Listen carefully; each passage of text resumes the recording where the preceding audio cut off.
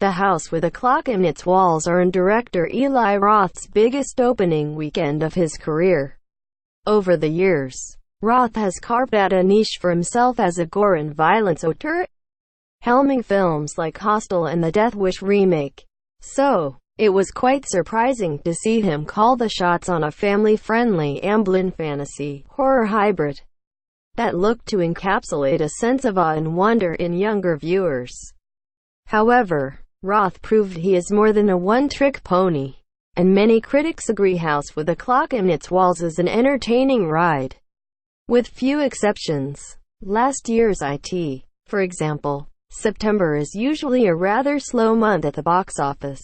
It's more or less a down period between the end of the summer blockbusters and the arrival of awards contenders and holiday releases. As such, it read as a smart decision by Universal to place House with a Clock in Its Walls in this month, as it wouldn't face much in the way of high-profile competition.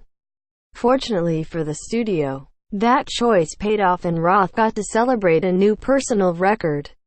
Related, read Screen Rant's The House with a Clock in Its Walls review per Box Office Mojo. The House with a Clock in Its Walls grossed $26.8 million in its first 3 days. That figure on its own doesn't look like the most impressive, but it is far and away the best debut of Roth's directorial output. It topped the $19.5 million posted by the original Hostel back in 2006. House with a Clock in Its Walls didn't get much help from the foreign markets, as its global total stands at about $30 million. This is a solid start for House with a Clock in Its Walls, which was moderately budgeted at $42 million. That means its break-even point is just $84 million worldwide. And it'll be interesting to see how it holds in the coming weeks. There isn't much of note coming out next weekend, though the animated film Smallfoot should take away some of House's family business. The beginning of October is going to be much tougher, with Oscar frontrunner A Star as Born and Sonys Venom both premiering. In the case of Venom, it's projected to break the all-time October opening record, so odds are House with a Clock in Its Walls will be overshadowed by then. The word of mouth is generally positive, so hopefully it's able to draw decent crowds for the remainder of its run, though it's unlikely to cross over.